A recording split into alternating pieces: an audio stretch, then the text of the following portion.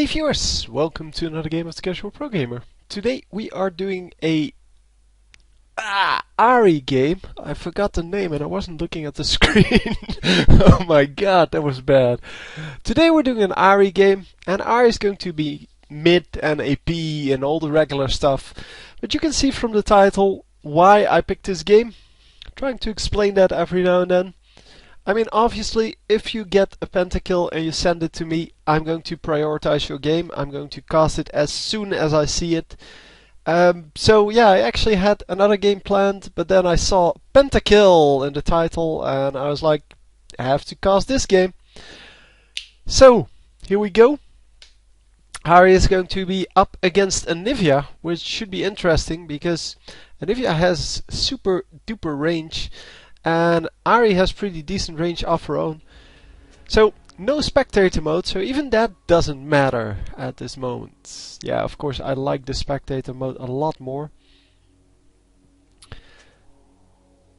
And yeah, this was apparently with picks and bans. I don't know if it's a ranked game, but yeah, we can't see that from the fact that yeah, both teams have, well, no, this is a draft match, so both teams have unique champions automatically.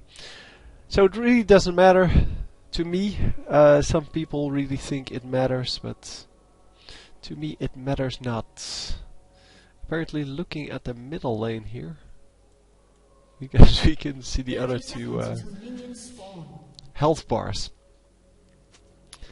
So I hope you enjoyed the little clip there about how Riot shoutcasters sound, because it's a clip from an entire rant about Riot shoutcasters and general shoutcasting, because I really truly hate it. Really, it's so annoying.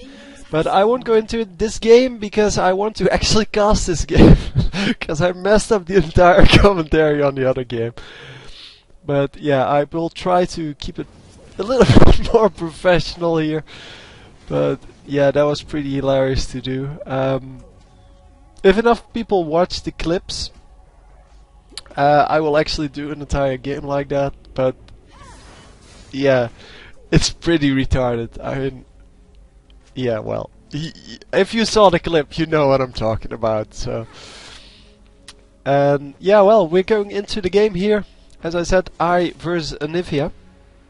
Was assuming Anivia would go mid, although Kill could go mid as well. Anivia, yeah, she can go top, but she will have to be a little more careful there. And she actually is going to land a basic attack on Ahri. For some reason, not doing the stun. I mean, I would have expected her to, well, to use the stun there, but yeah. So Anivia in the early game, really aggressive, and is going to do a little bit of damage here, but nothing to really worry about. And immediately going aggressive against the Anivia. Fortunately not using the ignite, that would have been a total waste of ignite. And Anivia immediately has to pop one of her health potions.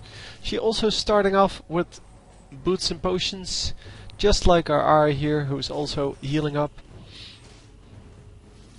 And both of them will go down to 2 potions. So a little bit of harassment going off on both of them, and Anivia is definitely trying to go aggressive, but Ahri is smartly backing off. And of course you need to time that with when the enemy's minions are going to die, because if you do it correctly, then you can actually deny farm. Well, this Anivia is really good at denying herself farm, so. And we see our dead jungler coming in, but he is going to fail horribly. So yeah, he takes like 200 damage, and well, fortunately for him, he had his shield up for the tower shot. So I actually took like 400 damage there. But yeah, because he had a shield up, the tower shot was mostly neutralized. And the tower shot is, yeah, 172 at the moment.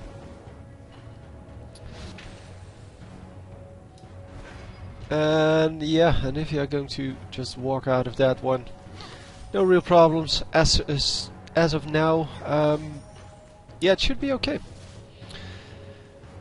So let's see how the minions are stacking up. It's 20 versus 15. So as I said, Anivia is really good at denying herself farm. She missed quite a lot of minions there.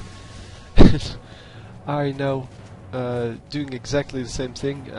Kind of attacking the minions and then leaving them at 5 HP, so that the next attack they from an enemy minion will actually take them out.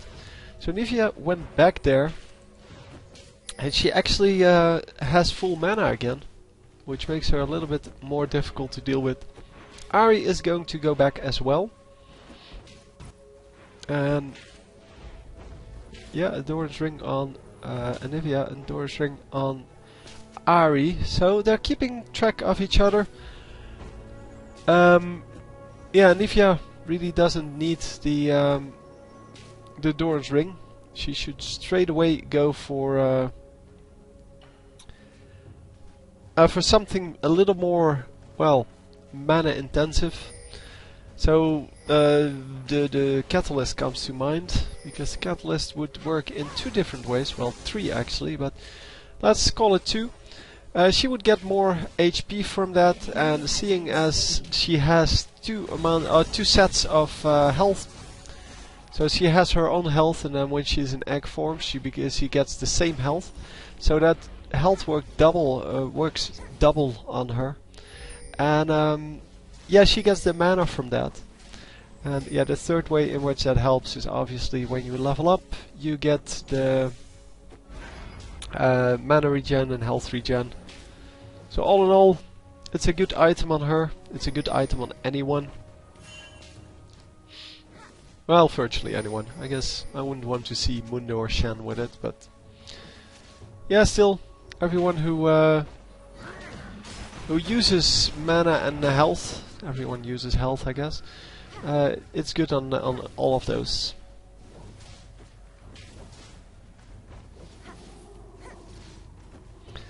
So we're going to just continue on here. Farming and farming and farming. Like always, they both need level 6 to be aggressive, and Ahri should really start becoming aggressive because she's level 6 and Anivia is level 5, so Anivia almost level 6, I'm guessing here. And yeah, Ahri should have, yeah, as we saw in the previous Ahri game, should have been a little more aggressive when she was level 6, because you can threaten a lot with that ultimate. And by doing so, you will gain an advantage, and yeah, that's of course good. So yeah, getting out of there, no problem. And oh, unfortunately missing the charm, but still has 1 stack remaining. So nice use of the ultimate, gets out, then gets back in, does a little bit of damage and gets back out again. Wow, this guy is really camping this mid lane, man. You have to ask him if he wants a tent, because this is ridiculous. But yeah, Anivia is going to recall here, and Ahri in the meantime is going to get this blue buff. Pretty sure Anivia is not getting the blue buff, since the jungler is in the middle lane. And I don't think she could have taken that out herself without mana or health. So she is going to go back, and she will probably grab that in a minute. But this gives the opportunity to your jungler to actually grab the enemy blue. You know it's up. And because you know it's up, and you know that Anivia wants to get it in a minute, you want your jungler, yeah, exactly. That's what you want your jungler to do. Oh, come on. Get in that bush over here. Go smite it.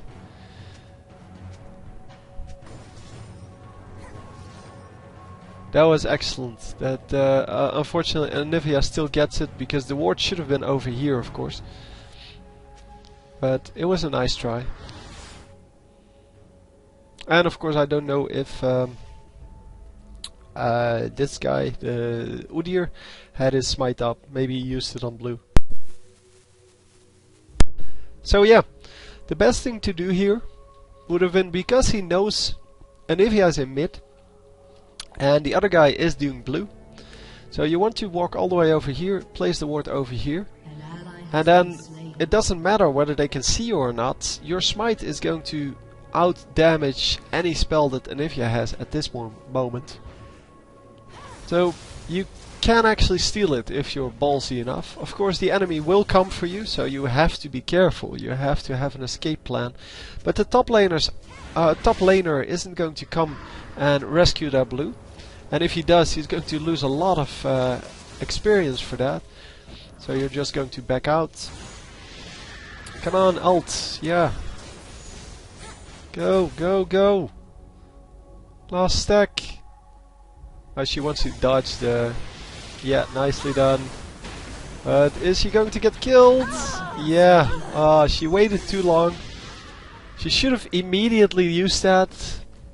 And yeah, because Nautilus is camping this lane so much, there's really nothing that she did wrong there, except, well, as I said, she should have done it a little bit earlier. She should have gone straight in, because Anivia was dead to that third stack of the ultimate. So if you land that immediately, the Nautilus probably doesn't have the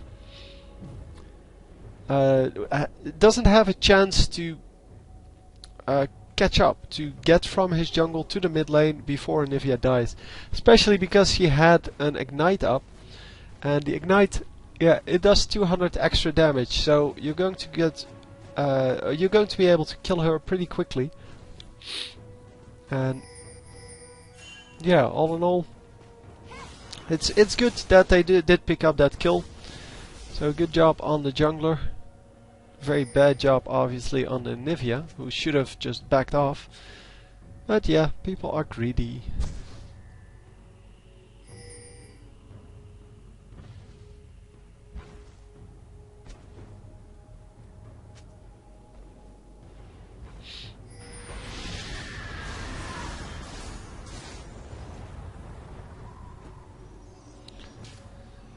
So Anivia, yeah, now that she has her ultimate, is going to wipe out every minion wave instantly. So Ahri needs to do exactly the same.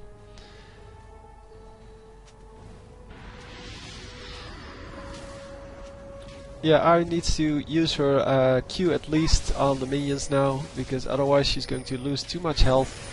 And she is going to go really aggressive now on the Anivia, because she asked for a gank and she actually gets one. And there's no egg on her! Yes! Nicely done. Very nicely done.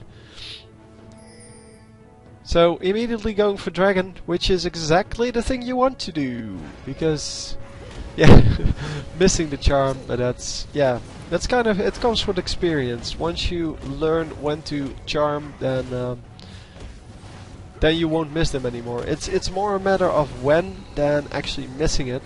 Because a lot of people will kind of go into dodge mode, but at some point they have to run away, and that's when you need to use the charm. So they're going to lose a ward there, but they're going to gain dragon because of that.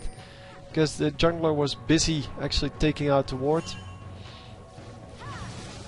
So good job on Ahri for placing that ward in general.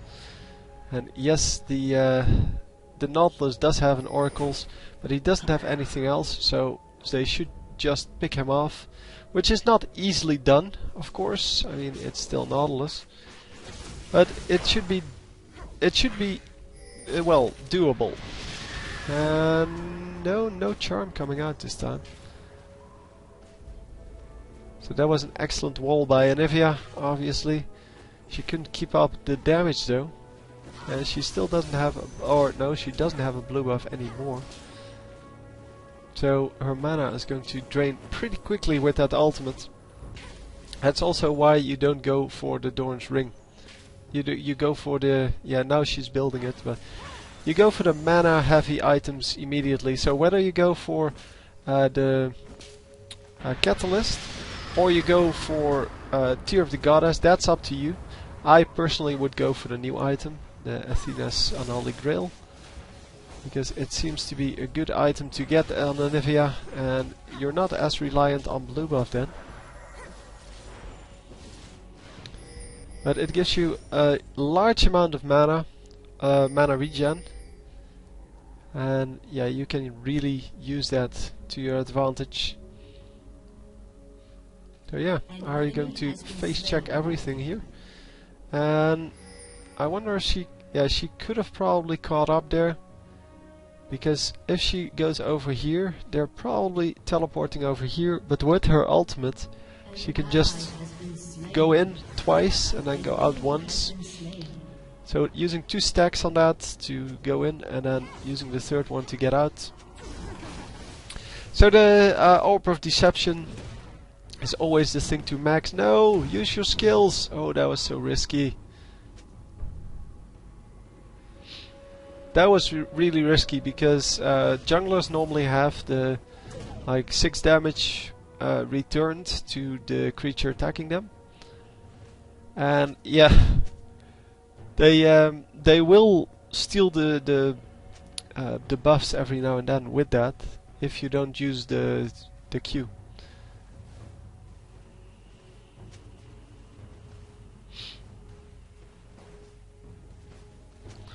And yep, they really need to try to kill this Nautilus. As I said, it is currently probably their highest priority target. Because if he keeps ganking mid, then yeah, obviously that is going to be very painful for the mid laner. Well, so far she's 1-1, so that's all good. But she has been denied quite a bit of farm because of this. And an excellent ward. Most of the times Nautilus will not go in there to spot that ward. And as you can see, already a needlessly large rod, and Anivia completed her... Anivia also warded over here, by the way. Yeah, Anivia completed her catalyst and is going to have plenty of mana now. Already killed twice, wow. Oh right, yeah, Anivia killed her once and Udyr killed her once.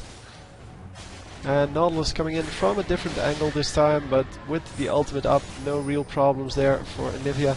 Again missing the charm, so she wasn't lying when she said that she misses the charm all the time.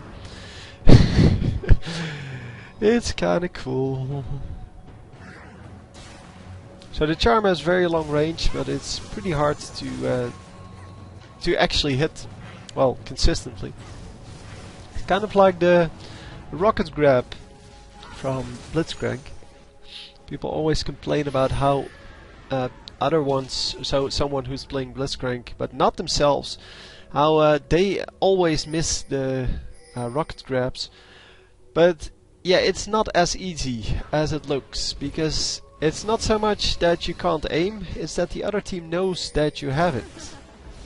And Ahri is going to back out because she saw the Nautilus coming in. And they are going to go aggressive on this Ashe here, but yeah, fortunately not launching all the way in. And she does have to flash out here. Oh, come on, this is your chance! Oh, so close! Oh, that was so close, man. If that hit, you would have died. Ahri is going to have an ultimate up, and she's going to be able to kill the Nautilus here. Oh, Nautilus not close enough anymore. Thought he was still close, and oh, she's going to die. And they really need to kill this dude, because without wards, they are going to be in some deep trouble. Which is exactly why the pro players always go for early oracles. And this Nautilus definitely did that as well.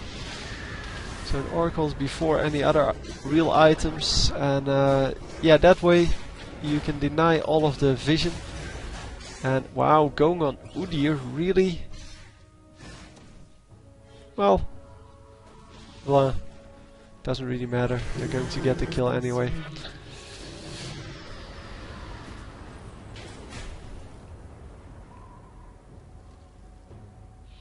Or as I should have said, oh my god, they land a stun and they can follow up with another stun and yeah, he's dead!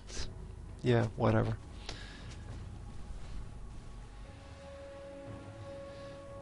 That was a pretty easy kill on the enemy team. It's completely...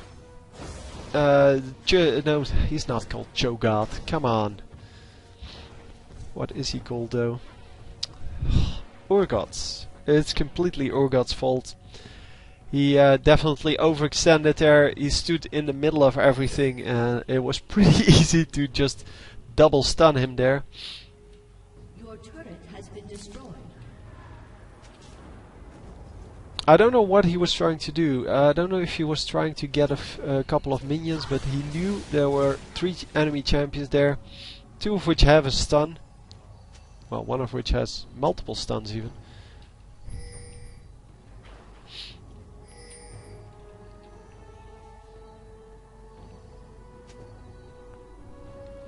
So yeah, well on their way here, 19 minutes in, and it is time that something real happened here in mid. But because everyone is playing so safe, nothing is going to happen. Well, Anivia has had constant protection from this Nautilus, and because of that, Ahri hasn't been able to snipe her. But Ahri definitely playing very well so far, because, well, you can see how she is just keeping her distance from the Anivia until she wants to become aggressive, and then she just jumps in and kills her. And that's exactly how you should play against Anivia. Anivia has a lot of damage over time, so kind of you need to be in range for a couple of seconds for her to do damage. Except for the stun, of course, but if you can dodge the stun, then you should be okay. And are they going to grab another dragon here? They're afraid, of course they are. And at least they have an oracles. They are going to clean out this this dragon. Wise of Soraka not to go into this bush to check if there's an oracle over there, or a ward over there, because that would not be good. Come on, get her! That was an excellent ultimate, preventing a whole lot of damage with that. And she's still going to die, but yeah, well. What you gonna do? She did the right thing. She prevented the biggest burst of damage, and yeah, that's how you should play that. Obviously she was heavily overextended in the enemy jungle, and she just gave the red buff to Vladimir. On the other hand, if it would have worked, that would have been an awesome awesome job on her. And Ashe actually going to die here. I don't know who got dragon. Wow, 2 oracles. They're going to get a double oracle kill here. Wow, that is such a big pickup. That is awesome. I don't know who got the dragon though, but even if the enemy team had the dragon, that was 800 gold just going to waste. Plus the 2 kills, that's like 600 more gold. That is way more gold than dragon is worth. 2 oracles. Who the hell buys 2 oracles on one team? That is so useless. No. Dude. Dude. Take out that last minion. So they had a chance there to get the timer on enemy red. But instead they lose it again. Well, they never get it. So the enemy is going to have to respawn on that red. And well, once the jungler comes by and or someone comes by and picks up that last minion. But at least he does steal it, so that's a good job. But it's just, yeah, I don't know. It's what they write on Mobile Fire or something like that. I don't know who came up with this, because the pros do it every now and then in the beginning of the game when they're not playing a counter jungler. And yeah, so for example, if you start with Shaco, let's pick a random example. I'm not sure if Shaco is actually capable of stealing enemy buffs, but I'm just going to go with the example. So if you start off with Shaco and you start at the enemy red because the enemy jungler is starting at enemy blue, then you leave 1 minion. Because then you're not going to be there in 5 minutes to pick up that that red buff again, because it's way too dangerous for you. On the other hand, the enemy just knows about the timer then anyway, because they know you stole it with Shaco at level 1. Oh yeah, we saw Gangplank do it on M5. They had Gangplank invading the enemy jungle, get their red, and then teleport top. Well, actually recall first and then teleport top. And that way, getting the red buff really early on, well, at level 1, is hard to be earlier than that. And she's going to be okay here. She still has her ultimate up and might actually be able to kill this Janna. Going for it. Nicely done. 1 stack remaining. Yep. Oh, that was excellent play. That is how you play Ahri, man. And actually landing the charm this time. Crucial, but she did make it. So the pressure not getting to her. No, that was crucial for that kill. If she didn't hadn't hit that, it would have been no kill. So nice kiting there by Ash, but yeah, Anivia getting killed anyway. Yeah, Ash doing some nice damage on Udyr, but Udyr is just going to heal it back up. Although he has no lifesteal. Huh. Don't know how he got that then.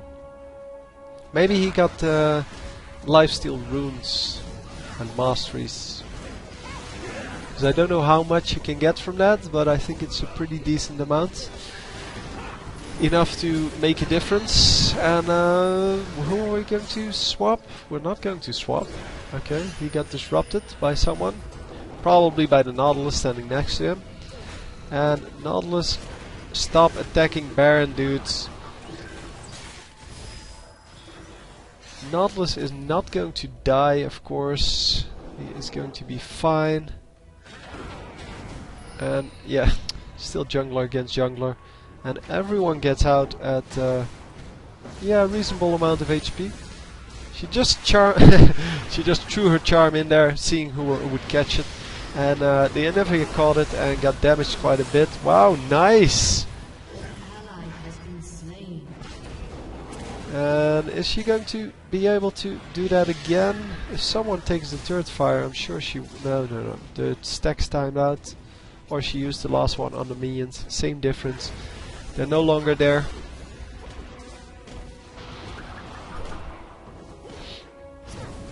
And they're going to get a turret out of that. So that was an excellent fight.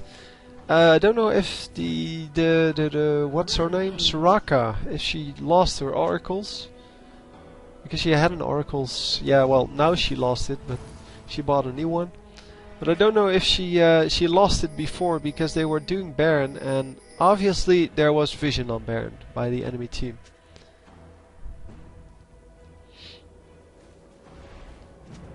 What's TH? Oh, it's FH, Frozen Heart. Why would you build Frozen Heart on Urgot? I have no clue. Yeah, the score is 14-7. It's not really that close, but their enemy team is still not that far behind. They have superior minions, I think. Yeah, at least a little bit. No. Nautilus is severely behind the Udyr. Yeah, that might be because he has been camping mid lane. Who knows? No, that's obviously the reason. He has been mid lane the entire time, and Soraka now checked the Baron. Hopefully all of the bushes as well. And this guy's coming in to die. Yeah, land the snare or the charm. Yeah, so easy. And here you can see when you need to get the charm off. They are going for, yeah, once again the wrong dude. They need to focus these two guys, not the Nautilus. I mean, if you can't reach anyone else, sure. But in this case they could. And yeah, Ashe is now the target of choice. Come on, swap him or her. No swap coming in. I don't know what this guy is doing. He still has his ultimate up. I don't know. It seemed like a perfect chance since it's a team fight, and yeah, they're going to go for Baron now. But yeah, see, it's just if you have an ultimate like that, you need to use it immediately. And Anivia getting killed by dragon there. No, that's not even dragon. That is not dragon, that is the blue buff, I think. No, we would have seen her. I don't know. It seems like a random minion, but because I don't know if they actually show the Baron picture every time. The Ahri is going to take out this this blue buff. And yeah, actually pretty quickly. And might actually go on to... Oh no, there's someone there.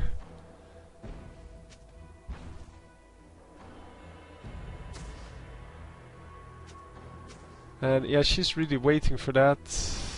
Oh, nice! Getting another oracles. Bye-bye. Wow, that sucks so hard if that happens to you. And I don't understand why Nautilus was here. Why didn't he check?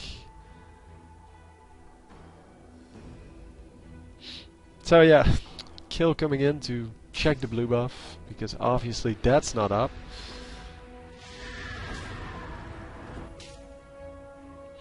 But yeah, at least they do have the warning now, so when it comes back. And yeah, Ashe has completed her build up till, well, the point where you leave the lane. Urgot, yeah, I have no idea what he needs to build to leave the lane. But if he's not going to switch anyone into his team, then what's the point of having Urgot in the first place? Because he can dominate Ashe in the early game, if Ashe is overextending, and if Ashe doesn't understand she needs a little bit of armor. Oh, Soraka! Come on! No, Soraka is not going to survive that. And here we go. Here we go. Leave her, get the Ashe. Finally the swap coming in, and there we go. Getting the Pentakill. That was actually a very nice one. Ahri normally not a very good champion to get the Pentakill with. Because Ahri doesn't really have anything beside her burst, but she did manage to pull it off. And right at the last second too, because they surrendered immediately after that. So, well played, and I hope you enjoyed. I will see you next time. GG.